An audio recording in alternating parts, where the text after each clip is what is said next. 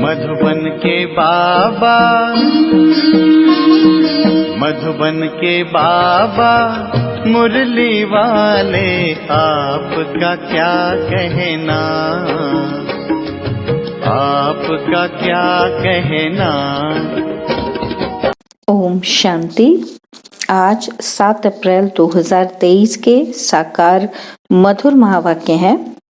आज मीठे मीठे बाप दादा बोले, मीठे बच्चे तुम्हें डबल अहिंसक बनना है। मनसा वाचा कर्मणा तुम कभी किसी को दुख नहीं दे सकते हो। बाबा ने कहा, मीठे बच्चे तुम्हें डबल अहिंसक बनना है।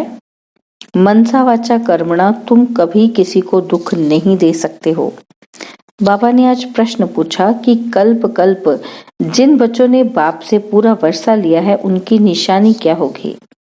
तो उत्तर में बाबा बताते हैं कि वे पतितों का संग छोड़ बाप से वर्षा लेने के लिए श्रीमत पर चलने लग पड़ेंगे। बाप का जो पहला फरमान है कि ग्रस्त व्यवहार में रहते पवित्र बनो, इस फरमान पर पूरा पूरा चलेंगे। कभी प्रश्न नहीं उठेगा कि आखिर भी दुनिया कैसे चलेगी। उनकी आपस में कभी क्रिमिनल असॉल्ट हो नहीं सकती। वे अपने को शिव बाबा के पोत्रे, ब्रह्मा के बच्चे, भाई बहन समझ कर चलते हैं। मुरली का गीत है, माता ओ माता तू सबकी भाग्य विधाता। ओम शांति। बच्चों को अब कोई की भी महिमा नहीं करनी है, भक्त महिमा करते हैं। यह गीत भक्ति मार्ग वालों ने मम्मा की महिमा में गाया है, परंतु बेचारे यह नहीं जानते कि मम्मा ने ऐसी क्या सेवा की है। होकर गई है, उनकी महिमा गाते हैं, परंतु वास्तव में महिमा एक की ही गाई जाती है। वह एक बैठ बच्चों को पढ़ाते हैं और ऐसा बनाते हैं। तुम भी उनके बच्चे हो जो भारत व विश्व की सेवा करते हो। महिमा भारत की करते हैं, चित्र भी भारत में ही है। पूजा भी जगदम्बा की यहाँ बहुत होती है, बाहर में नहीं है। कहाँ कहाँ शिव के चित्र हैं, परंतु वह यह नहीं समझते वास्तव में महिमा है शिव की। जो शिव बाबा फिर जगदम्बा और जगत पिता की महिमा निकालते हैं। बाबा से ही सबको श्रीमत मिलती है। देलवाड़ा मंदिर में सबके चित्र नहीं हैं, बच्चे तो ढेर हैं। तुम सब बच्चे राजयोग सीख रहे हो, चित्र तो थोड़ों के ही निकालेंगे। तुम जानते हो बाबा हमको स्वर्ग का मालिक बनाते हैं। शिव बाबा इनमें बैठा है। कल्प पहले भी ऐसे ही परमपिता परमात्मा ने हमको राजयोग सिखाया था। अब प्रैक्टिकल बुद्धि से लगता है। जब दूसरे सुनते हैं तो कोई कहते हैं बिल्कुल ठीक बात है, और कोई कहते कि हम कैसे माने। एक जैसे सब नहीं है। जब कोई नए आते हैं तो प्रश्न पूछा जाता है कि गॉड फादर का नाम कब सुना है, कब भगवान का नाम सुना है। तो ऐसा कोई मनुष्य नहीं होगा जो कहे कि हम गॉड फादर को याद नहीं करते हैं, क्योंकि अभी सब दुखी हैं। इसलिए परमात्मा को याद जरूर करते हैं। सत्युग में कोई ऐसा नहीं कहेंगे कि पतित पावन आओ। दुख में सिमरन सब करते हैं, सुख में सिमरे न कोई। दुख में सिमरन किसका करते हैं? एक का। भल सिमरन करते हैं, परंतु जानते नहीं, सिर्फ महिमा करते हैं। यहाँ तो सारी है धर्म की बात। गाया जाता है रिलीजन इज माइट। कौन से रिलीजन में इतनी माइट है? सभी रिलीजन में तो इतनी माइट नहीं है। तो बाप आकर एक देवी देवता धर्म स्थापन करते हैं। बाबा को कहा जाता है ऑल माइटी। तो जो धर्म स्थापन करते हैं उसमें भी माइट है। तुम जानते हो हम देवता धर्म वाले बनते हैं तो हमारे में कितनी माइट आती है। हम बाप से राजाई लेते हैं, हम कोई हिंसा नहीं करते हैं। सत्युग में दोनों हिंसा नहीं होती। एक काम कटारी की हिंसा और दूसरी किसी पर क्रोध करना, कुछ बुरा अक्षर कहना, यह भी बाण चलाना है। इनको वॉइसलेस कहा जाता है। तुम किसी को दुख नहीं दे सकते। बाबा कितना अच्छा सिखलाते हैं, सबको सुखी बनाओ। मुख्य बात काम कटारी चलाना, यह है सबसे बड़ी हिंसा। बंदूक आदि चलाना, मारना, वह भी हिंसा है। कोई भी प्रकार से किसी को दुख देना हिंसा है, इसलिए बाप ने कहा है काम महाशत्रु है। गाया भी जाता है अहिंसा परमो देवी देवता धर्म। उनमें दोनों हिंसाएं नहीं थी। कभी भी किसी को मनसा वाचा कर्मणा दुख नहीं देते थे। और बाप आकर स्वर्ग की स्थापना करते हैं। कल्प पहले की थी, अब फिर कर रहे हैं। किसी को मारना, पीटना, क्रोध करना सबसे छुड़ा देते हैं। मुख्य बात है पवित्रता की, इसलिए राखी बंधन गाया हुआ है। बहनें बैठ भाइयों को राखी बांधती हैं कि काम कटारी नहीं चलाना, परंतु मनुष्य यह अर्थ नहीं समझते। तुम हो ब्रह्मा के बच्चे, शिव के पोत्रे, तो तुम भाई बहन हो गए। आपस में कभी क्रिमिनल असॉल्ट नहीं कर सकते। यह है पवित्र बनने की युक्ति। भाई बहन कभी आपस में शादी नहीं करते हैं। तो बाप समझाते हैं कि कल्प कल्प जिन्होंने वर्षा लिया है वही श्रीमत पर चलते हैं। अधर कुमारी कुंवारी कन्या का मंदिर भी है। ग्रस्त से निकल फिर बाप के बच्चे बने हैं तो उन्हों को अधर कहा जाता है। जरूर होकर गए हैं, अब फिर प्रैक्टिकल में है। तो ऐसे मत समझो कि हम पवित्र बनेंगे तो सृष्टि कैसे चलेगी।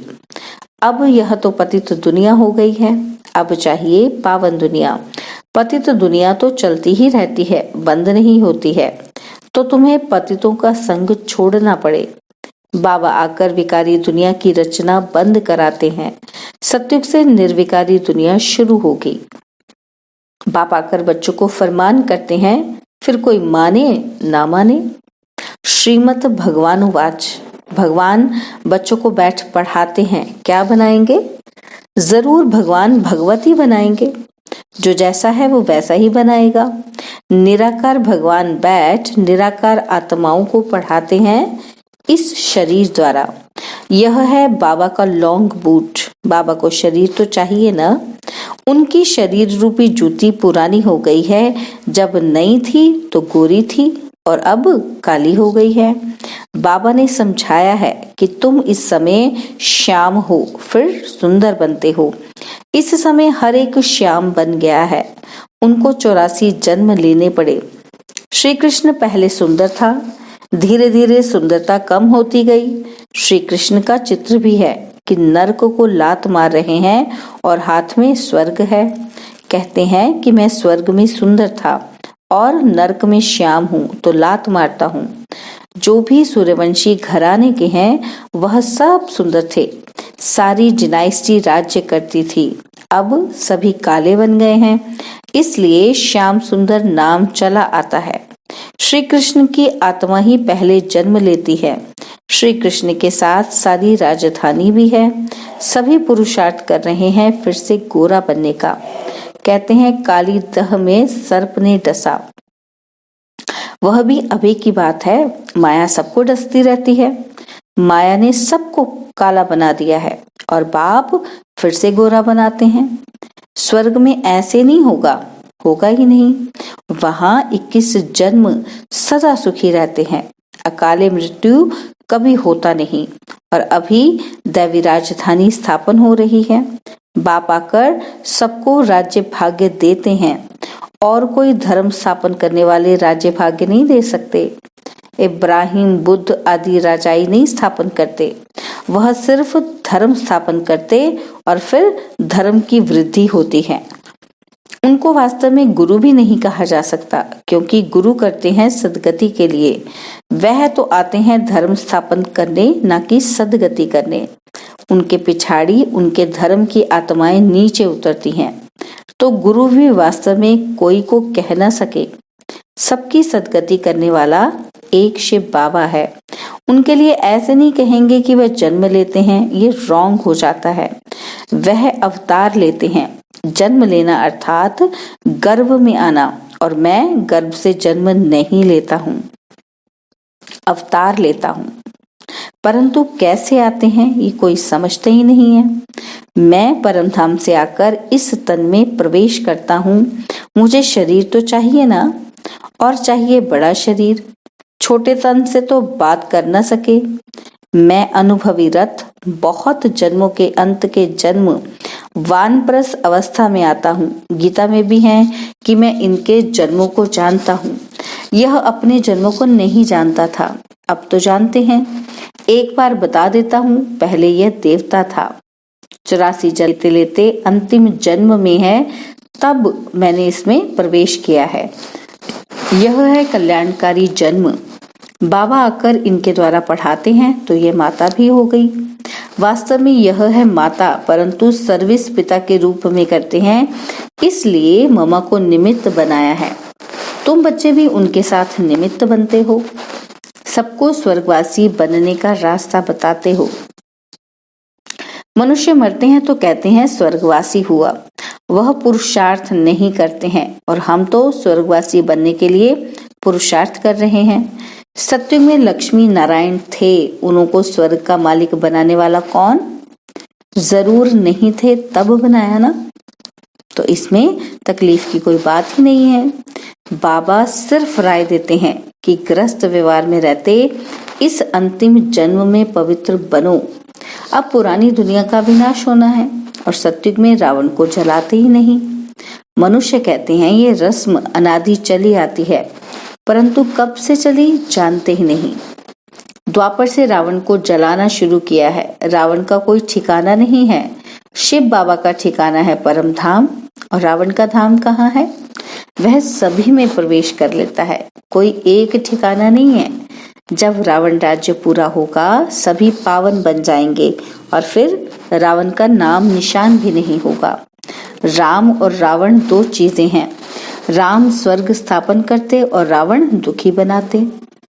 मैं कोई सर्वव्यापी नहीं हूँ, रावण सर्वव्यापी है, और फिर मैं आकर इन भूतों को निकालता हूँ। यह भूत ही सभी को दुख देते हैं, इन भूतों पर विजय पहनाकर स्वर्ग का मालिक बनाता हूँ। तुम बच्चे सभी स्वर्गवासी बनने के लिए पुरुषार्थ कर रहे हो। वह लोग कहते हैं कि स्वर्गवासी हुआ तो फिर रोते क्यों हो? वहां तो वैभव ही वैभव है। मनुष्यों को स्वर्ग ही याद पड़ता है, परंतु पुनर्जन्म फिर भी नरक में ही लेते हैं। तुम जब सतयुग में हो तो पुनर्जन्म सतयुग में ही मिलता है, और अब नरक बदल स्वर्ग आने वाला है, दुख की दुनिया बदल सुख की दुनिया आने वाली है। अब सर्व का सदगति दाता आया है सबको सुखी करने के लिए। अच्छा, मीठे मीठे सिकिलदे बच्चों प्रति माता पिता बाप दादा का याद प्यार और गुड मॉर्निंग।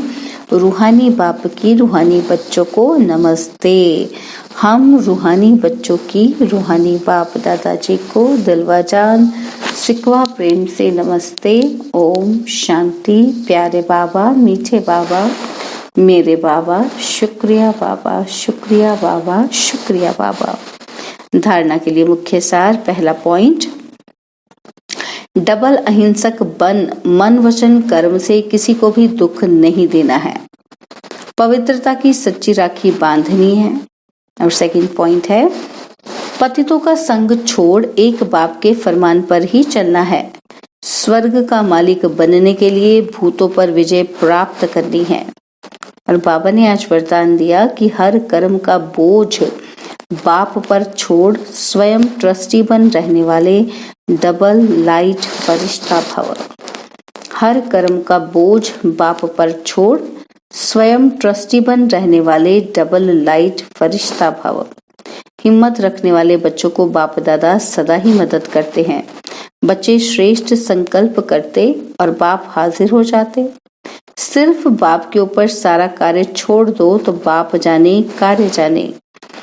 खुद अपने ऊपर जवाबदारियों का बोझ नहीं उठाओ, ट्रस्टी बनकर रहो तो सदा हल्के डबल लाइट फरिश्ता बन उड़ते रहेंगे। दिल साफ है तो मुराद हासिल हो जाती है। स्लोगन, उमंग उत्साह के पंख साथ हो तो उड़ती कला में उड़ते रहेंगे। उमंग उत्साह के पंख साथ हों तो उड़ती कला में उड़ते रहेंगे। ओम शांति। और अब यह एक बहुत अच्छी वीडियो भी जरूर देखें।